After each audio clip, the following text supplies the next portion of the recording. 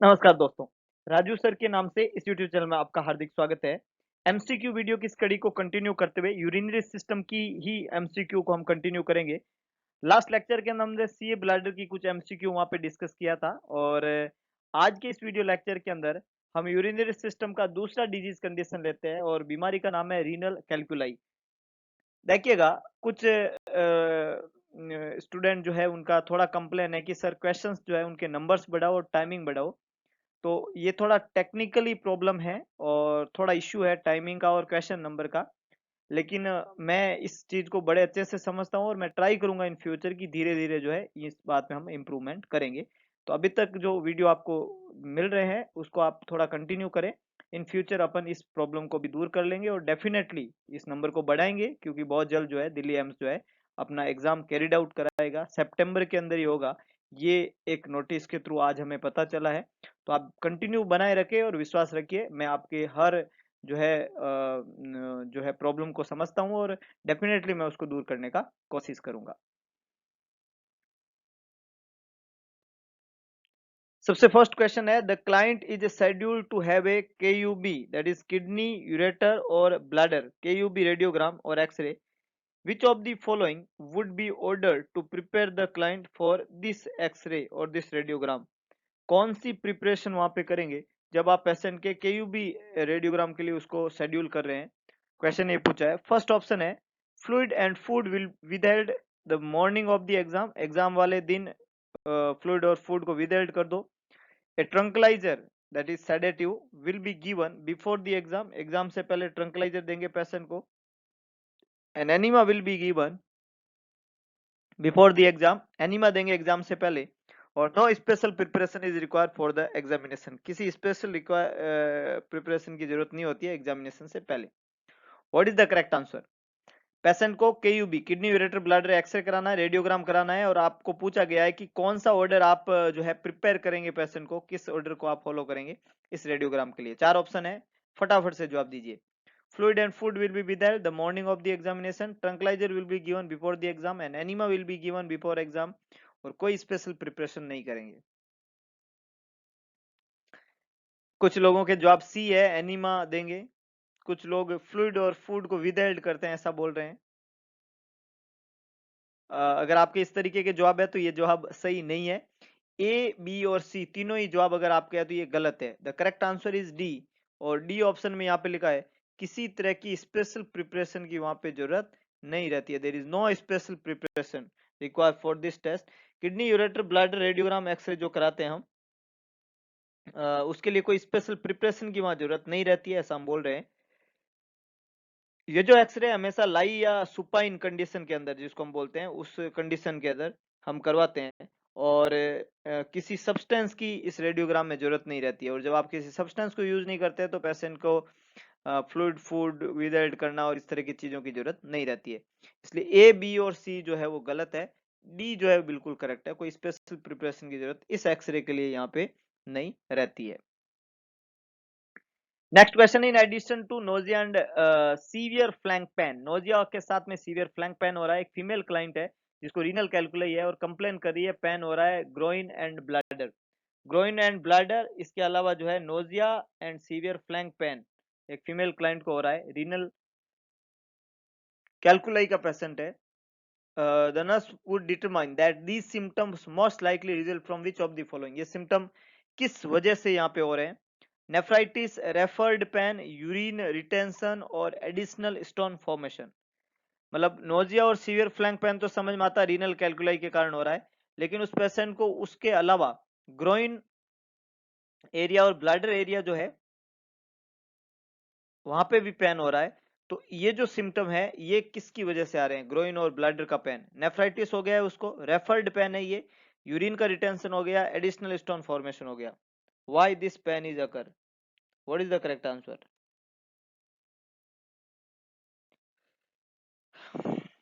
कुछ लोग urine retention बोल रहे हैं, लेकिन कुछ बहुत कुछ जो है वो बोल रहे हैं कि साहब ये रेफर्ड पेन है। और अगर आपका ये जवाब है तो यकीन मानिएगा आप बिल्कुल सही ट्रैक पे हैं और दिल्ली आपसे बिल्कुल दूर नहीं है। आप बहुत ही शानदार प्रिपरेशन के अंदर है। अगर आपने इसका जवाब भी दिया है तो आप जो है धन्यवाद के पात्र है मेरी तरफ से, और आपको मैं प्री कॉन्ग्रेचुलेशन करता हूँ नेक्स्ट एग्जाम में सिलेक्शन के लिए। तो यहाँ पे बिल्कुल करेक्ट आंसर है B, that is referred pen.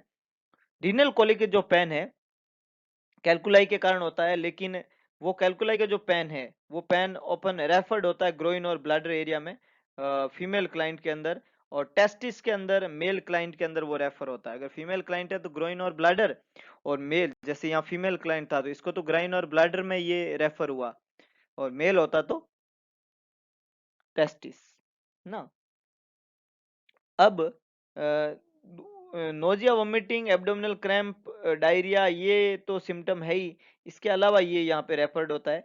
Nephritis एक वर्ड लिखा हुआ है, और यूरिन रिटेंशन जो होता है वो कभी भी रेफर्ड पेन नहीं करते हैं। और एक मरीज है जिसको अगर वहां पे हम बात करें एडिशनल स्टोन फॉर्मेशन की, तो जो पेन यहाँ पे डिस्क्राइब किया है कि ग्रोइन और ब्लैडर में पेन हो रहा है, स्टोन जो है वो किडनी के अंदर है, तो इस तरीके का जो है एडिशनल स्टोन फॉर्मेशन होने पे भी नहीं होता है। तो ए, सी और डी जो है वो गलत है, बी बिल्कुल सही है। अगर किसी मरीज को फ्लैंक पेन है, रीनल स्टोन है, और वो पेन ग्रोइन और ब्लैडर में आ गया है, तो ये रेफर्ड पेन कहलाता है। रेफर्ड पेन का मतलब होता है, रेफर्ड पेन का मतलब होता है पेन का जो ओरिजिन है वो अलग जगह थी, और पेन का अभी जो पॉइंट है पेन जहां हो रहा है वो जगह अलग होती है। इसको रेफर्ड पेन कहते हैं, क्योंकि वो पेन वहां से वहां तो हो ही रहा है, इसके अलावा दूसरी जगह पे भी हो रहा है, तो वहां से वो पेन रेफर हो गया थ्रू न्यूरोलॉजिकल पाथवे, और उसकी वजह से आगे भी उसको पेन होता है। तो यहाँ पे करेक्ट आंसर बनेगा बी। अगला क्वेश्चन है, इमेज से identify the image which is given below and this is the image what it is. Please फटाक से जवाब दीजिएगा। ये आपको दिख रही है, ये तो किडनी है, बिल्कुल आपने सही पहना। ये यूरेटर यहाँ से निकल रहा है, और ये जो है ग्रुप ऑफ नेफ्रॉन है तरह तरह के। पेल्विक एरिया है, रीनल पेल्विक एरिया कहलाता है। रीनल पेल्विक एरिया में एक ट्यूब डाला हुआ है, और ये स्किन के थ्रू ट्यूब जा रहा है, दिस इज नॉट पर urethral tube, through skin tube जा रहा है, और पेल्विक एरिया में डाला जा रहा है, मतलब सीधा किडनी में डाला जा रहा है। तो थ्रू स्किन कोई चीज जाती है तो उसको बोलते हैं परक्यूटेनियस, और सीधा किडनी में डाल रहे हैं यहाँ पे एक होल क्रिएट करके, इसको बोलते हैं नेप्रोस्टोमी। तो पीसीएन ट्यूब इसको बोलते हैं, परक्यूटेनियस नेप्रोस्टोमी। परक्यूटेनियस नेप्रोस्टोमी का मतलब होता है थ्रू स्किन सीधा किसके अंदर होल करना, नेफ्रॉन के अंदर ओपनिंग क्रिएट करना, परक्यूटेनियस नेप्रोस्टोमी कहला। तो ये जो ट्यूबिंग है, ये जो पिक्चर है, ये है परक्यूटेनियस नेप्रोस्टोमी ट्यूब, और इस ट्यूब जो है इसको नाम दिया जाता है जो ये कैथेटर है, कैथेटर ट्यूब, इसको पिग टेल कैथेटर कहते हैं। पिग मतलब सुअर, तो उसके टेल जैसा ये दिखता है, इसलिए इसको पिग टेल कैथेटर कहते हैं। प्रोसीजर को नाम देते हैं परक्यूटेनियस नेप्रोस्टोमी। डायरेक्ट किडनी के अंदर ये तब करते हैं जब यूरिन जो है वो किडनी से बिल्कुल भी खाली नहीं हो पा रहा है, और सीवियर हाइड्रोनेफ्रोसिस है वह मरीज को, या स्टोन की वजह से वहां पे किडनी में इंफेक्शन हो गया, तो फर्स्ट इंफेक्शन को ट्रीट करते हैं और उसके बाद में रीनल सर्जरी कैरिड आउट कराया जाता है। तो ये ट्यूब का नाम है पिशियन ट्यूब। नेक्स्ट है, which of the following intervention likely to provide the most relief from the pain associated with renal colic. Renal colic से होने वाले पेन के रिलीव के लिए कौन सी चीज काम में लेंगे? फर्स्ट है applying moist heat to the flank area, moist heat apply करेंगे। Administration meperidine, encouraging high fluid intake, और मेंटेनिंग कंप्लीट बेड रेस्ट।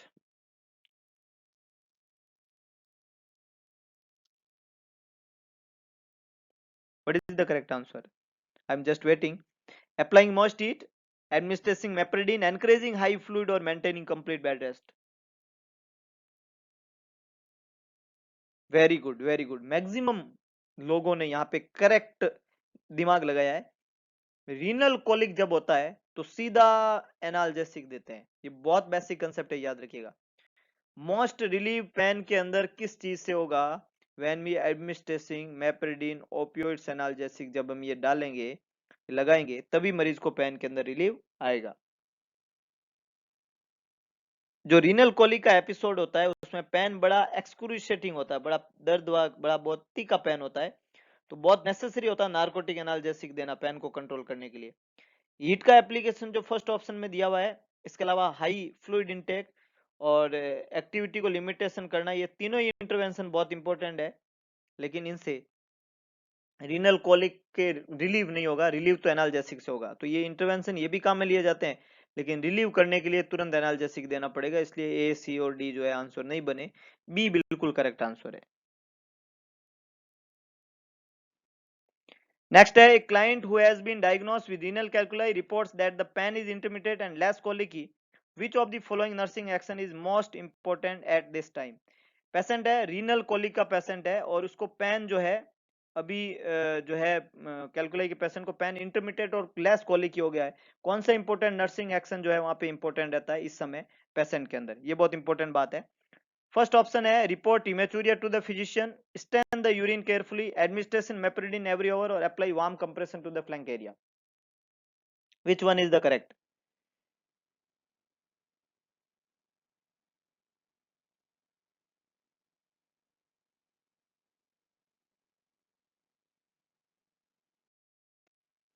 तो यहाँ पे जो है फर्स्ट ऑप्शन है, reports hematuria to the physician, stain the urine carefully, administration meperidine every over and warm apply warm compression to the flank area. तो question ने दिया हुआ रीनल कैलकुलाई का मरीज है, रिपोर्ट कराई कि पेन इंटरमीडिएट और लेस कोलिक हो गया। जब रीनल वाले पेशेंट को पेन जो है वो इंटरमीडिएट होके लेस कोलिक हो जाता है, दर्द धीरे होके कम हो जाता है, तो कौन सा मोस्ट इंपॉर्टेंट एक्शन यहाँ पे रहेगा? हम डायग्नोस हुआ रीनल कैलकुलाई और पेन जो है इंटरमीडिएट और लेस कोलिक हो गया है, तो कौन सा इंपॉर्टेंट एक्शन यहाँ पे रहेगा? तो इसका ये क्या इंडिकेट करता है? ये इंडिकेट करता है कि जो कैलकुलस है वो उसने अपनी जगह छोड़ दी है। पहले जो पेनफुल कैलकुलस था वो लेस कोलिक हुआ, इसका मतलब वो अपनी जगह छोड़ दी है और वो वहां से आगे की तरफ बढ़ रहा है।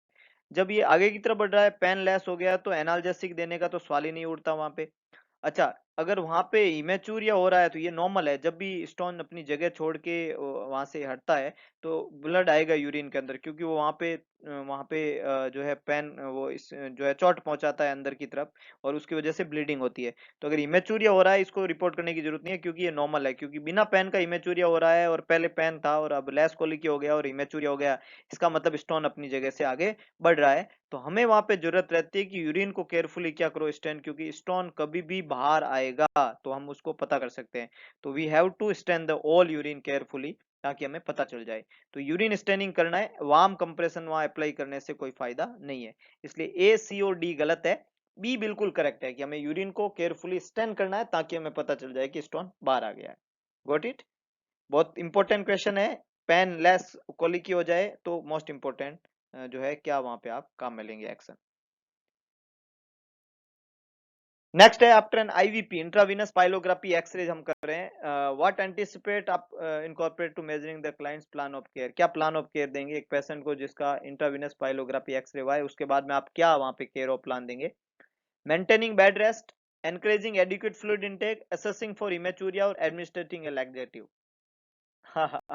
Maximum people are correct because this is a very common question है और बहुत सारे लोगों ने बिल्कुल करेक्ट जवाब दिया है कि हम एनकरेज करेंगे उसको एडिक्वेट फ्लूइड इनटेक के लिए, और ये आंसर जो है बिल्कुल करेक्ट है। यहाँ पे एडिक्वेट फ्लूइड इनटेक जो है वहां पे देना होता है। क्यों? इंट्रावेनस पाइलोग्राफी में हम डाई देते हैं और उसकी वजह से उसको एक्सेल आउट करने के लिए, बाहर निकालने के लिए हमें वहां पे फ्लूइड इनटेक को बढ़ावा देना होता है। डाई जो होती है वो डायूरेसिस का काम करती है, तो मरीज को डिहाइड्रेशन होने की संभावना भी होती है, इसलिए हमें एडिक्वेट फ्लूइड इनटेक को एनकरेज करना है प्लान ऑफ केयर के अंदर वो मरीज जिसका इंट्रावेनस पाइलोग्राफी हुआ है। बेड रेस्ट करने से जो है ये इंटरवेंशन सही नहीं है।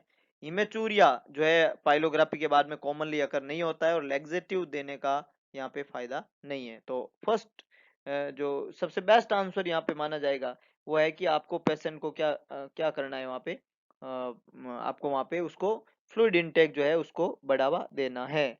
फ्लूइड इनटेक जब हम ज्यादा कराएंगे आईवीपी के बाद में किसी भी पेशेंट को, है ना, तो उससे क्या होगा कि वहां पे जो डाई है वो डाई जो है वो बाहर की तरफ जो है एक्सेल आउट होएगी। तो करेक्ट आंसर है बी, दैट इज